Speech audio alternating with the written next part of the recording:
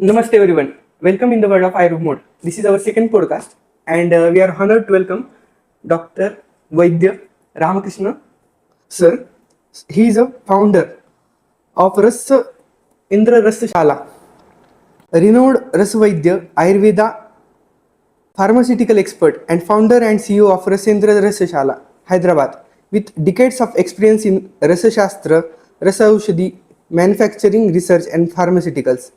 Consultancy, Sir has played a significant role in bridging classical Ayurvedic wisdom with modern and technology. His contribution to Ayurvedic pharmacy education and research have inspired countless students and professionals across India. Sir, a very warm welcome to Ayurveda family. Sir we have few questions today sir सबसे पहले अपना introduction और रसशास्त्र में आने की journey के बारे में बताइए।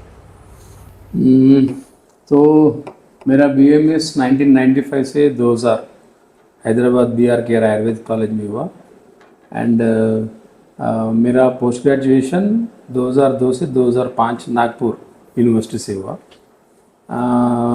सो 98 में मैं जब सेकेंड BMS प्रोफेशन में आया था तभी से मुझे रसशास्त्र की ओर या वैशेज्य कल्पना उसमें बहुत इंटरेस्ट जगा। Means I was very interested in manufacturing all this things. Basically machines से भी मुझे बहुत अच्छा लगाव है, मशीन मैन्युफैक्चरिंग, मशीन डिज़ाइनिंग। तो धीरे धीरे उस तरफ क्योंकि रसशास्त्र वैशेज्य कल्पना पूरा मशीन्स करल ये सब रहते थे तो उसमें वैसे वैसे वैसे गुजरते गया। देन सेकेंड प्रोफेशन से ही I was very clear that I will join MD Rasashastra. Means post graduation में मैं रस शास्त्र या वैशेज्य कल्पना ही लूँगा। एंड मेरे एक प्रोफेसर थे, अभी है, डॉक्टर M श्रीनिवासलु सर बोल के, उन्होंने काय चिकित्सा पढ़ाते थे। तो वो हमेशा बोलते थे कि रसशास्त्र में भी या आयुर्वेदा में भी we should have specialisations.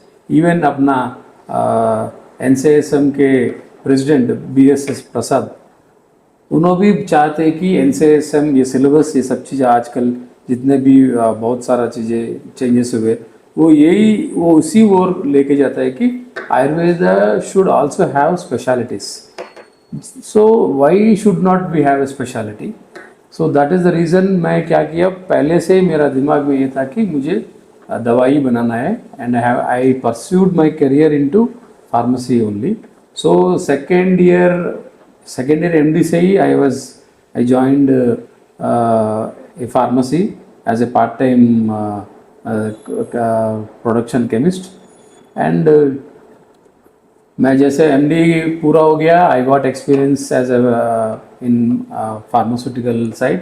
And when I shifted to Hyderabad from in 2005 till 2013 I worked as a production chemist in different pharmacies, and 2012-2013 I have become a consultant, independent consultant, and now I work for more than 400 companies in around Telangana state. I am also consultant for many MNC companies.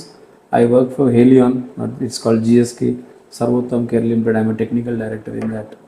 And there are many companies where we develop products, we document them, we get licenses, even regulatory issues also we conduct. Also we carry out clinical trials. So for an Ayurvedic industry, whatever elements you need, we provide that. I design machines. I have got couple of patents for manufacturing of Rasaushadhi especially. And also we have developed many instruments where we can easily manufacture Ayurveda medicines. And not only we manufacture, we also teach or we also preach how to do them, because nowadays in colleges all these things are lacking a lot, and I am saying they are highly deficient in practical approach. So in order in spite of complaining that colleges are not teaching all these things, how can we complement these college students or the education of those colleges? So ये कैसे अपने को overcome करना है? So we conduct workshops where we give crash course training sort of thing in 3 days, and where students will be exposed to different types of preparations which are not possible in colleges or universities because of different reasons. So we give training in them, so that unless and until you are trained in manufacturing of Rasoshadi, and if you don't know the knowledge of preparation or its usage, how can you use in your daily practice?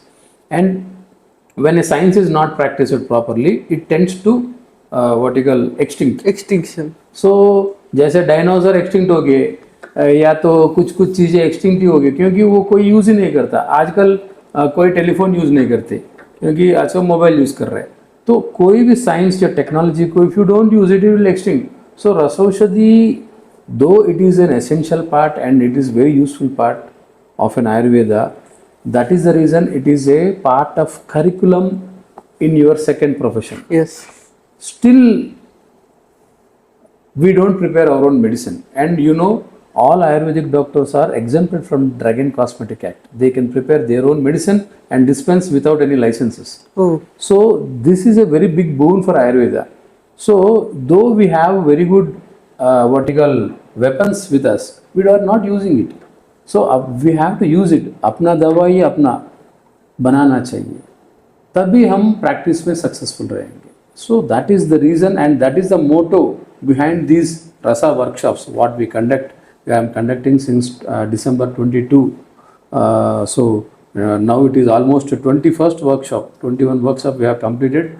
Almost on an average 7 to 10 people come and attend Every my workshop. Every workshop. So still India is a very big country. We have to cater many people.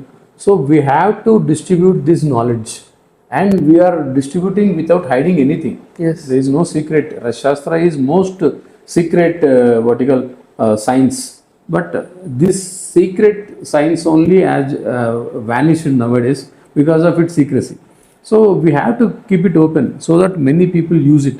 When many people use it, then government will also take some interest in appraising the science or Yes. getting some good things in the Shastra. So that is the reason we are conducting it and we are making aware. So you have to increase the awareness. So this is how it started, and that is how the journey started. So and I never looked around or looked back whether I am going in right way or not. I was very stubborn in my view, and I know. See, success, how you measure success. So I am successful, at least I am having satisfaction that I am dissipating knowledge, what I have acquired. Yes. And this is useful for, and nowadays many people started preparing their own medicines in colleges, in students also are preparing, because I too see many Instagram reels, people are at least preparing Rasoshadhi. And when they prepare, at least they have an interest or inquisitiveness to practice it. When you practice it, you see miracle results miraculously happening. When miracles see, then the confidence of an Ayurvedic student will boost up. When confidence of an Ayurvedic student boosts up, then he stops practicing other practices and he stick to Ayurveda practice. When Ayurveda practice grows, then everything will be. So you practice your whatever you have studied. So all these things will happen. So Pratyaksha Jnana, practical knowledge should be there for each and every student. That is lacking in Ayurveda curriculum. That is the reason Ayurvedic students are not confident in practicing. When they see the results, when they see these miracles, there are many stalwarts in Ayurveda nowadays who are ready to give their knowledge like me. So you have to approach them, get the knowledge, get the confidence, and then practice. Utilize it for future. Yeah, yes. Sir, रस औषधि और भस्म को लेकर सबसे बड़ा myth क्या है? सबसे बड़ा मिथ यही सोचते हैं कि भस्म खाए तो किडनी खराब हो जाते हैं, लिवर खराब हो जाता है, but this is not right. Okay, खराब होते हैं, ये सच्चाई आयुर्वेद वालों ने भी बताया. रसरत्न समुच्चय में अगर पढ़ेंगे तो यू विल सी दैट ये बराबर जो भस्म नहीं बने तो वो किडनी खराब करेंगे, सब खराब करेंगे. पर आजकल के ज़माने में there are many liver hepatotoxic and renotoxic more than Ayurveda. Yes. Only I hope 10% Ayurveda will destroy, 90% only other medicines, contemporary जितने भी medicines है para. But thing is, one thing we have to admit that paracetamol पे clear लिखा हुआ रहता है, Brufen पे clear लिखा हुआ रहता है कि ये किडनी खराब करेगा. पर अपने वाले क्या करते, भस्म खुद बनाते नहीं, कुछ भी बना देते और बोलते कि ये इससे कुछ नहीं होता, कुछ नहीं होता. ऐसा कुछ नहीं. So you should be very clear in when you dispense the drugs. उसका सहपान, अनुपान और भस्म किस तरीके से बनाना है, वो तरीके से अगर बनाएंगे then definitely bhasmas are safe. And many research works have been conducted in Jamnagar and other national institutes where they have proved that they are very much safer. In the limits what we give, 100 times of that of the normal dosage or regular dosage also, they are safer. So these things have been proved. Problem is our knowledge, we are not distributing it. तो कहीं तो छपा हुआ रहता, publish किया हुआ रहता, पर ये इतना सेफ्टी स्टडीज लोगों को, बहुत आयुर्वेदिक डॉक्टर्स को, बहुत इंस्टीट्यूशंस को भी पता नहीं है. जब टीचर्स को पता रहता वो अपने बच्चों को पढ़ाते. तो this is how. So we have clear standard operating procedures in our textbooks or our samhitas. So you follow as per that. भावना देना है 7 दिन तो 7 दिन भावना दो, 7 बार भावना देना चाहिए तो देना चाहिए. तो when you do procedures as per the guidelines of the textbooks, then there are least toxicity. Okay, so we cannot tell they are fully non-toxic. Toxic है, विष ही विष को निकालता है, तो इसलिए but you should know how to use them. तो it is so mercuric sulfide, all sulfides are not toxic. Okay, all because it is proven, because ये बॉडी में absorb भी नहीं होते, फिर भी बिना absorb किए भी वो काम करके चले जाते. So this is how the rasa, and this is a very big myth regarding रस शास्त्र. रस औषधि बहुत हेपेटोटॉक्सिक है, रेनोटॉक्सिक है. So उतना डरने की जरूरत नहीं है. Yes. इससे भी बढ़िया बड़ा कैंसर होने के लिए बहुत सारे वजह है. इंटरनेट है, वाईफाई है, रेडियो वेव्स ये जितने भी है वो सब है, ब्लूटूथ के उसकी वजह से भी होते, वो पेस्टिसाइड्स के साथ होते. So there are many vertical reasons for today's cancers, all this things. ऐसे ही टॉक्सिसिटी भी वैसे ही है. जो भी आयुर्वेदिक डॉक्टर के पास आता है वो पूरा घूम के पैरासीटामॉल, ब्रूफिन खा के दर्द को कम नहीं होता, वो 10 साल वो खा के उसके बुढ़ापे में अपने पास आता है. एंड अपने पास आके आयुर्वेद खाते बराबर उसको कुछ तो हो जाता है. देन वो बोलेंगे कि ये रेनोटॉक्सिक है. अरे इनका हिस्ट्री देखो, ये कितने साल non steroidal anti inflammatory drugs खाया. तो ये सब चीज़ें बोलते रहते हैं. But one thing, we should be cautious in preparation our own medicines, and we should know how to process them, and we should know what should be the doses and how to even dispense with Vat, Sahapana, Anupana. Then Rasaushadhi are safe. Is there any need of research in Rasa Shastra? There is lot of research. So what we are doing, we are also doing research in Rasa Shastra. In first we have done many standardizations for Rasaushadhi, especially Kupipakva Rasayanas. So we are almost designed all standard operating procedures, and we have same yields we are getting. And research is essential in other areas, even Rasa Shastra, not only Rasa Shastra, other areas also we should need it. But first we should, and research guidelines should also be on par with the Ayurveda science, not with allopathic science. Okay, so even Ayurvedic scholars should design their own research protocol for their drugs, because Ayurveda एक भाषा है. अब तुम हिंदी गाने को लेके English गाने या इंग्लिश देश में बजाओगे तो कैसा रहेगा, हिंदी कितने लोग समझ पाएंगे. तो भाव व्यक्त होना चाहिए. एंड ये अपना आयुर्वेदा, त्रिदोष सिद्धांत, सप्त धातु, धात्वाग्नि, ये सब चीज़ों को मद्देनज़र लगाते हुए you should design animal vertical experimentation protocol. Animal experimentation protocols पूरा ब्रूफिन वो क्या बोलते, कोई आयुर्वेदिक मॉडर्न साइंस के ड्रग्स के हिसाब से रहता, और उसको लाके इधर बिठा देंगे. तो अपना शर्ट अपना सिलो ना, दूसरों के चश्मे से कुछ मत देखना, अपने चश्मे से खुद देखो. So you and most of the things have been searched and kept in our Ayurveda. तो रिसर्च क्या ढूंढेंगे? स्टैंडर्डाइजेशन. जो चीज़ें हैं वो जैसे कि वैसे बनाओ, तो तुमको कोई रिसर्च की जरूरत नहीं. आयुर्वेद के जितने भी जेनेरिक मेडिसिन है, जैसे योगराज गुगल है, महावात विध्वंसन, एकांगी रस, वातगजंश, इसको वैसे कि वैसे बनाओ और तुम यूज़ करो. You can see extraordinary results. बहुत अच्छे रिजल्ट्स आते हैं, नो साइड इफेक्ट्स, कुछ नहीं होता, बहुत अच्छे होते.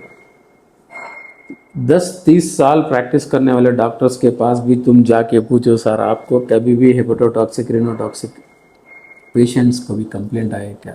1 or 2%. That too, see body has a different chemistry. बहुत लोगों को डिफरेंट केमिस्ट्री रहता, डिफरेंट एक्सेप्शंस तो always are there, but 95 to 98% we have never seen any side effects for all these Ayurveda, especially Rasaushadhi.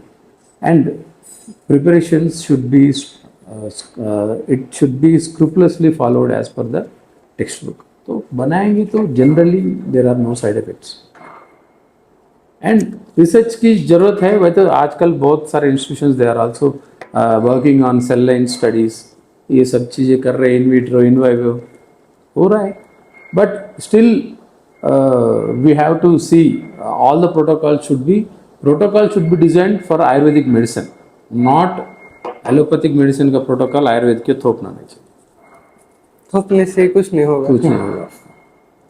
Sir, जो students रसशास्त्र से डरते हैं उनके लिए आपकी बेस्ट स्टडी स्ट्रेटेजी क्या होगी? वही तो, रसशास्त्र के लिए डरते क्यों है? Why you are feared? Because you are ignorant.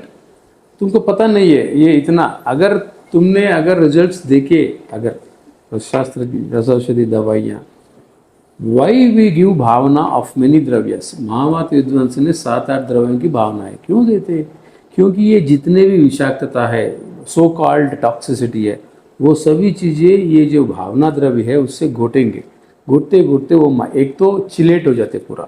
So all the free metals will become chelating. वो एंड ये लाइगेंड्स के बीच में रहता है मेटल. तो ये फ्री मेटल अगर मिल भी गया तो ये भावनाएं ना वो सब चीज़ों को नलिफाई कर देंगे.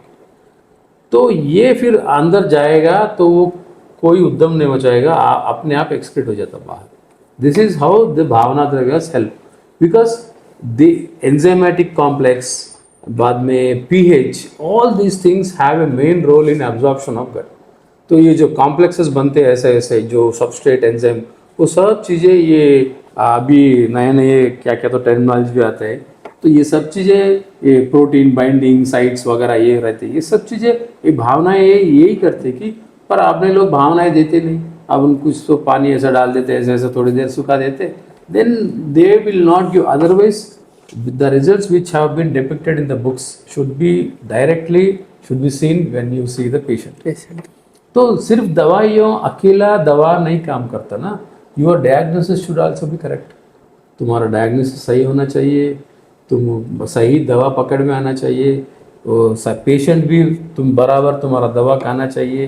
देर are 4 natural things. One is doctor, one is patient. ये दोनों प्रकृति ने दिया, और डॉक्टर को रोग भी प्रकृति ने दिया, दवा भी प्रकृति ने दिया. तो इसमें 2 लोग चोर है, एक तो डॉक्टर और एक पेशेंट, क्योंकि they have their own mind. So वो लोग क्या करते, डॉक्टर ने अच्छा बताया ये भूल गया, नहीं तो ये खाना नहीं खाया, या तो पथ्य बताया नो वो नहीं किया, देन दवा काम नहीं करता. दूसरा, डॉक्टर ने डायग्नोसिस से गलत कर दिया, कुछ तो दवा दे दिया, तो वो दवा उस पर काम नहीं करता. तो ये 2, पर रोग and medicine they don't tell lies. Okay, that is the reason training of Ayurvedic doctors should be perfect. Then your patient should also be perfect. Patient सब चोर निकलेंगे, आयुर्वेदा को बदनाम क्यों करना? तुम्हारा इन्होंने बहुत सारे चीज़ें बताया होगा, वो कुछ किया नहीं होगा, तो वो काम नहीं किया, बदनामी सिस्टम को होता है.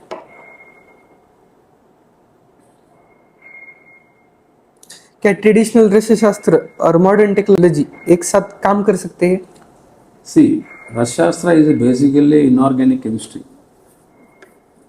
clear inorganic chemistry, where you can standardize it. And Rashastra is all about how you apply heat at particular site. अगर तुमने इतना मटका लिया, नीचे आग दिया, ऊपर पानी डाला, साइड में से ठंडा कर रहा, नीचे से ऊपर कर रहा, तो क्या something is going and sublimating. तो it's all about, all the yantras will only tell how to regulate the heat. So if you know how to regulate the heat, then you become a perfect master in making रसौषधीस. So कितना heat कहाँ कैसे देना चाहिए, अगर ये आ गया तो Rasashastra is very easy and it is a clear pure science. तुम अगर साइंस अगर तुम मॉडर्न एनालिटिकल, तुमको फिजिक्स केमिस्ट्री अगर उसका ज्ञान है तो तुमको रसशास्त्र बहुत अच्छे समझ में आएगा. तो ये मटके, ये जो गंज, ये ऊपर कपड़ा, नीचे आग, ये सब चीज़ें छोड़ो. You just see with analytical brain, एक साइंटिस्ट की तरह देखो. मॉडर्न साइंटिस्ट फिजिक्स केमिस्ट्री, इधर आग दे रहा है, इतना डिस्टेंस में ये ठंडा होना चाहिए, देन पारा वेपर स्टेट से कंडेंस होके लिक्विड स्टेट में बन रहा. तो इट इज़ प्योर साइंस.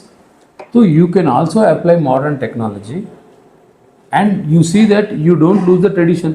वो कितना कैसे गर्म कर रहा, 6 घंटे गर्म कर रहा, 10 घंटे कर रहा, 36 घंटे, 72 घंटे, वैसा ही करो ना. एंड उसके लिए तुमको लकड़ी, चूल्हा, चक्की, धुआं, इतना पोल्यूशन करने की जरूरत नहीं. You got many electrical equipments, heating techniques, तो वो अप्लाई करो, then it will be and with low cost you can make very good medicine.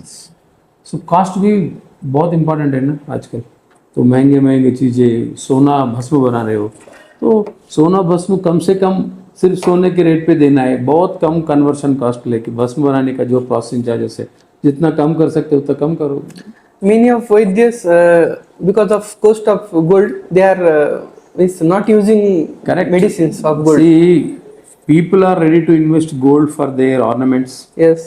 for their giving as a present to their children, Yes. or but I tell you, gold instead of wearing on your neck or on your vertical body parts, if you take inside, that will do more good than wearing on the body. Yes. Wearing on the body leads to many thefts, injuries, all these things. But if you take inside, it will make you more stronger, because gold is one of the best immunomodulator. Best. Best immunomodulator, and it also helps what you call longevity of the cells.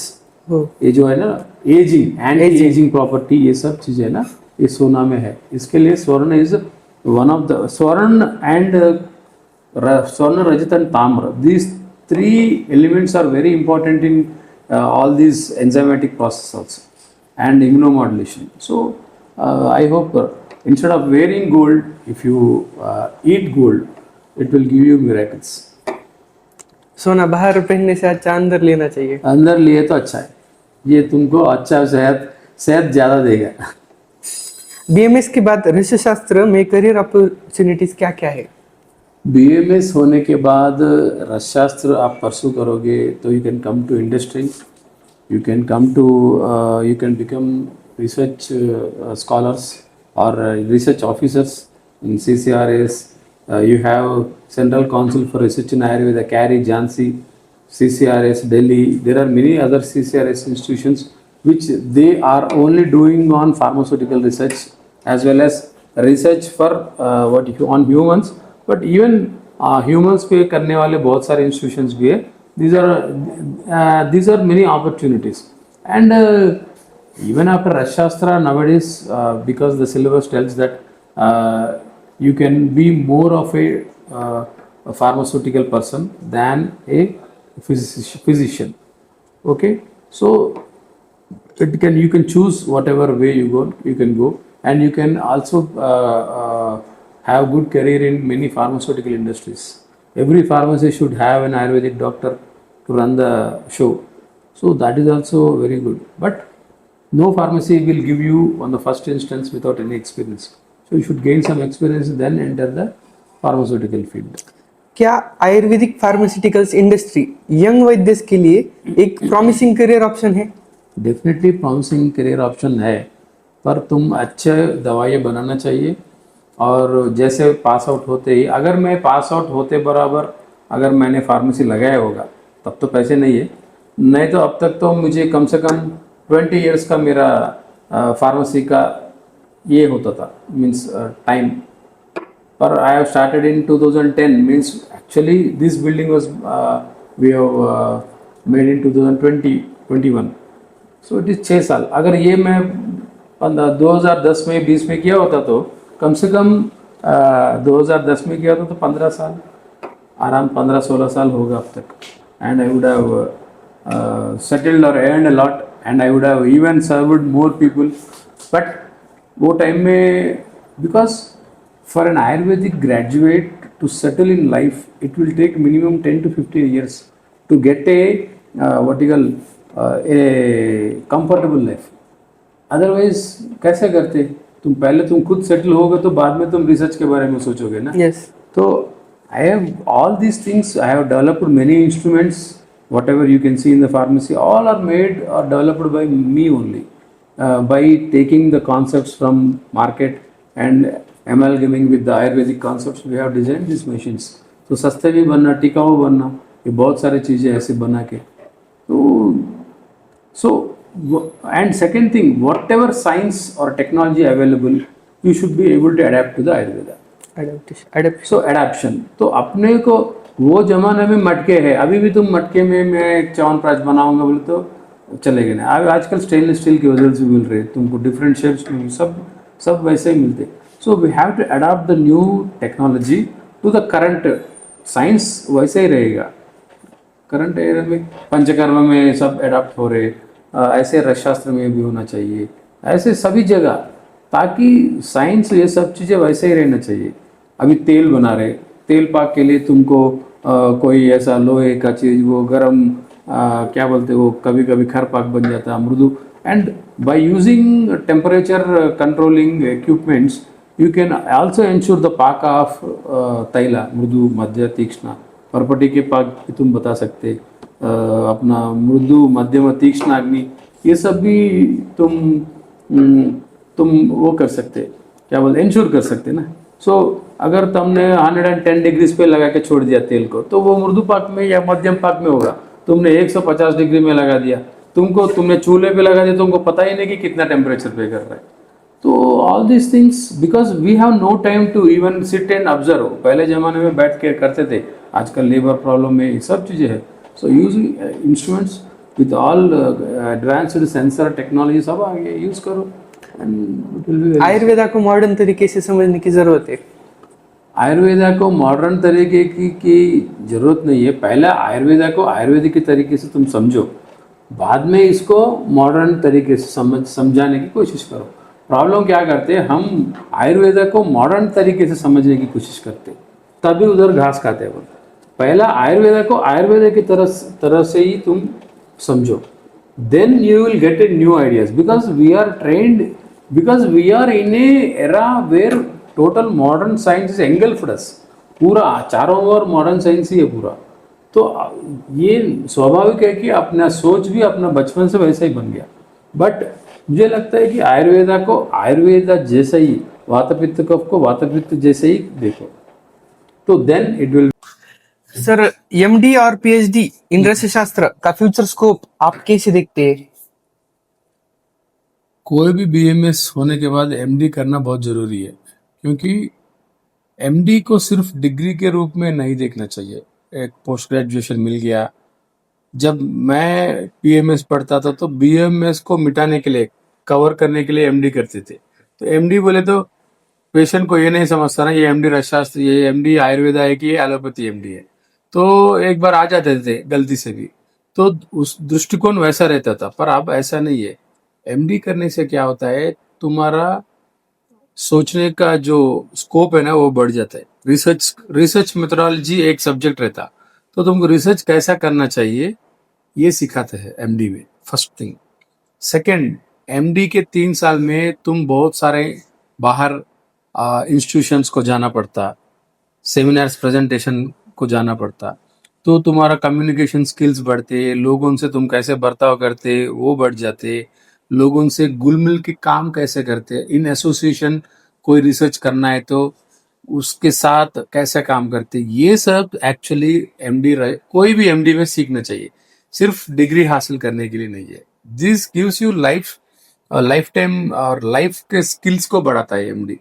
तो इसीलिए आप MD syllabus पढ़ोगे तो बहुत सारे चीजें बाहर जाके काम करने के लिए ही रहते हैं। ओके, देन तुम्हारा mind out of the box कैसे सोचना चाहिए, ये सब एमडी में सिखाओ एंड सीखोगे। And always after a BMS if you do MD, it is success into 4।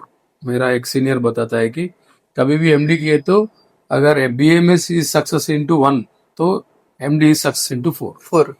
And PhD is for only people who are into academic interest. पर ऐसा मुझे नहीं लगता कि पीएचडी कोई, अगर प्रैक्टिस करने वालों को पीएचडी की कोई जरूरत नहीं है, क्योंकि जितना रिसर्च होना चाहिए पीएचडी में उतना आयुर्वेद में कुछ नहीं होता। जितना एमडी में होता है वही है। पीएचडी सभी लोग सिर्फ एकेडमिक्स में एचओडी बनने के लिए करते हैं बस। अदरवाइज आज तक मैं ऐसा कोई पीएचडी वर्क को मैंने ये नहीं देखा कि वाओ ये एमडी से भी बहुत बड़ा है। और ये एंड तुम्हारा एमडी वर्क या पीएचडी वर्क को वो सोसाइटी के लिए डायरेक्टली यूजफुल रहना चाहिए, प्रत्यक्ष या परोक्ष रूप में। तुमने थीसिस बना दिया और वो एक कबोर्ड में, एक कबोर्ड का सिर्फ वो क्या बोलते सजाने के लिए काम नहीं होगा। So it should be useful. And कितने एमडी लोग जो करते वो उनकी दवाई है अपना खुद की प्रैक्टिस में प्रैक्टिस करते, बताओ। मेरा ताम्रगर्भ पोटली का थीसिस है मेरा एमडी में, तो मैं अभी भी मैं पोटली के लिए ही मेरा शुरुआत, मेरा जर्नी पोटली से ही हुआ। पोटली का मशीन्स बनाया, पोटली को स्टैंडर्डाइजेशन किया, पोटली को बहुत लोगों तक पहुंचाने में भी पोटली क्या रहता है कैसा होता है ये सब चीजें बहुत सारे किया। तो तुम अपनी तरफ से पोटली को भी क्या कर तुम्हारा थीसिस टॉपिक को and how it is useful for your society. तो मेरा हमेशा यही सवाल रहता है, कोई चीज अगर समाज में घुल मिला नहीं या समाज में उसका कोई जानकार नहीं है तो वो it will not be appreciated and उससे तुमको कोई फायदा नहीं रहता। इसके लिए आयुर्वेद के ऊपर आज भी 1000 सवाल करते हैं। आयुर्वेद का दवा काम करता है क्या? आयुर्वेद में इसके लिए भी दवा है क्या? आयुर्वेद में ये भी ट्रीट होता है क्या? ऐसे आज भी सवाल करते हैं, क्योंकि ये इसलिए कि they don't know the scope of Ayurveda. Ayurveda सिर्फ घुटनों के दर्द, स्पाइनल कार्ड डिसीजेस, नहीं तो जो बहुत क्रॉनिक डिसीज है उसी के लिए आयुर्वेदा है, ऐसा नहीं है। आयुर्वेदा तो जीवन विधान है। तुम आयुर्वेदा को अपने लाइफ में अपनाओगे तो तुमको इतने सारे बीमारियों के पास जाने की जरूरत ही नहीं। सुबह 4:30 बजे उठो, जल्दी सो जाओ, सुबह अच्छे से उठो, व्यायाम करो, यही बताता है आयुर्वेद। कैसे ब्रश करना है, कैसे नंबर 2 जाना, नंबर 1 जाना, ये भी पूरा क्लियरली लिखा है। अगर तुमने वैसे फॉलो किया तो तुमको बीमारियां नहीं होती। बीमारी नहीं होते तो तुमको हॉस्पिटल जाने की क्या जरूरत है?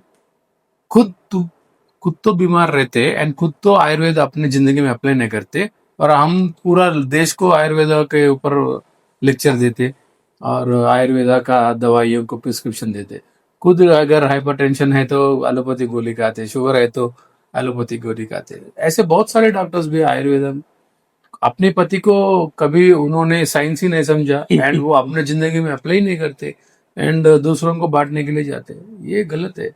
आयुर्वेदा को अपने जिंदगी में तुम अप्लाई करो और तंदुरुस्त रहो और लोगों को फिर बताओ। जो तुम प्रैक्टिस करोगे और तुम बताओगे तो लोग सुनेंगे। तुम खुद ही प्रैक्टिस नहीं करते और लोगों को बहुत सुनाते हो, तुम्हारा कौन सुनता? And you cannot even confidently communicate because you don't follow it. समझ में है ना? Confidence come from to practice. हाँ, confidence from when you practice. तुम उसका फल चखे हो, तुम you have tasted the fruits of Ayurveda, now you are going to serve और you are going to give और you are going to suggest और एडवाइस, तब लोग सुनेंगे।